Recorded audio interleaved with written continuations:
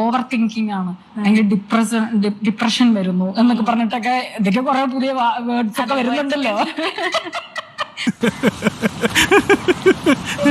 എന്ത് ചീഞ്ഞ കോമഡിയാണ്.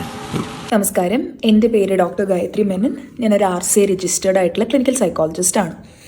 ഞാൻ ഈ വീഡിയോ ഒന്ന് ചെയ്യുന്നതിൻ്റെ ഒരു കാരണം എന്താണെന്ന് വെച്ച് കഴിഞ്ഞാൽ, മെൻ്റൽ ഹെൽത്ത് കൺസേൺസ് ഒക്കെ ജോലിയും പണിയും കൂലിയും ഇല്ലാത്ത ആൾക്കാർക്ക് ഉണ്ടാവുന്നതാണ് എന്നൊരു റീസെൻറ്റ് കമൻറ്റ് സ്വയം നടിയെന്ന് പറയുന്ന ഒരു സ്ത്രീ പറയുകയുണ്ടായി.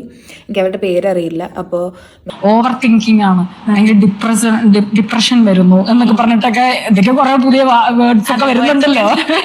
നെ കുറിച്ച് ഇത്രയും മോശമായിട്ട് സംസാരിച്ച ഒരാളെ ഇതിലും കൂടുതൽ ബഹുമാനത്തോടുകൂടി സംസാരിക്കാൻ സത്യം പറഞ്ഞ് എനിക്ക് തോന്നുന്നില്ല എന്നുള്ളതാണ് അർത്ഥം.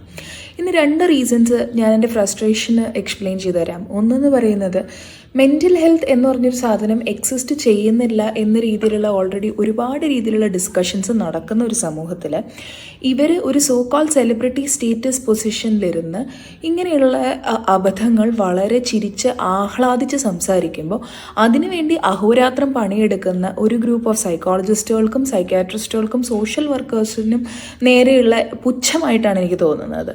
അത് മാത്രം പോലുള്ള കവിള എനിക്ക് കൊതിയായിട്ട് പാടില്ല. പലതരത്തിലുള്ള ഇതുകൊണ്ട് ബുദ്ധിമുട്ട് അനുഭവിക്കുന്ന രോഗികളെ അപ്പോൾ ഇവർ കളിയാക്കുകയല്ലേ ചെയ്യുന്നത് ശരിക്കും പറഞ്ഞു കഴിഞ്ഞാൽ. അതായത് ഇവർ പറയുന്നത് ജോലിയും കൂലിയും ഇല്ലാത്ത ആൾക്കാർക്ക്, ഇവരുടെ ഫീൽഡിൽ നിന്ന് പോലും ഈ ലോകത്തിലുള്ള പല ഫീൽഡിലുള്ള ആൾക്കാർ വരെ ഡയഗ്നോസിസ് ചെയ്ത് സൈക്കോതെറാപ്പിസ്റ്റുകളെ കണ്ട് ബെറ്റർ ആയിട്ടുള്ള ഒരുപാട് ആൾക്കാരുണ്ട്. പണിയൊന്നും ഇല്ലാത്തോണ്ടാ. നിങ്ങളോട് എനിക്കൊരു ദേഷ്യമില്ല, വിവരമില്ലായ്മ ഒരു കുറ്റം കൊടുക്കുന്ന ഒരു സെഷനല്ല. അതിന് ഒരുപാട് സൈക്കോതെറാപ്യൂട്ടിക് ടെക്നിക്സ് ഉണ്ട്. അതിൻ്റെ പേരുകൾ dialectical behaviour therapy, cognitive behaviour therapy, solution focused approach. പിന്നെ ഈ ഡയഗ്നോസിസ് എല്ലാം തന്നെ നടത്തുന്നത് നമുക്ക് വായി തോന്നിയത് കോതയ്ക്ക് പാട്ടെന്നുള്ള രീതിയിൽ നമ്മൾ രാവിലെ ഒരു ഇതിലൊക്കെ. പക്ഷെ നിങ്ങളിത്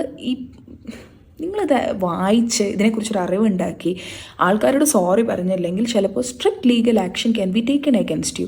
ഇന്ത്യൻ ക്ലിനിക്കൽ സൈക്കോളജിക്കൽ അസോസിയേഷൻ അല്ലെങ്കിൽ കേരള സൈക്കോളജിക്കൽ അസോസിയേഷൻ അല്ലെങ്കിൽ ഏതെങ്കിലും ഇതുകൊണ്ട് സഫർ ചെയ്യുന്ന ഒരാൾ നിങ്ങൾക്കെതിരെ കംപ്ലയിൻറ്റ് ചെയ്താൽ മതി. അപ്പോൾ നിങ്ങളിതൊരു വിഡ്ഢിത്തരം പറയാം, പക്ഷെ അതൊരു അലങ്കാരമായിട്ട് കൊണ്ട് നടക്കരുത്. ദൈവത്തെ ഓർത്ത് ഞാൻ ഏറ്റവും ബഹുമാനത്തോടുകൂടിയാണ് നിങ്ങളോട് പറയുന്നത്.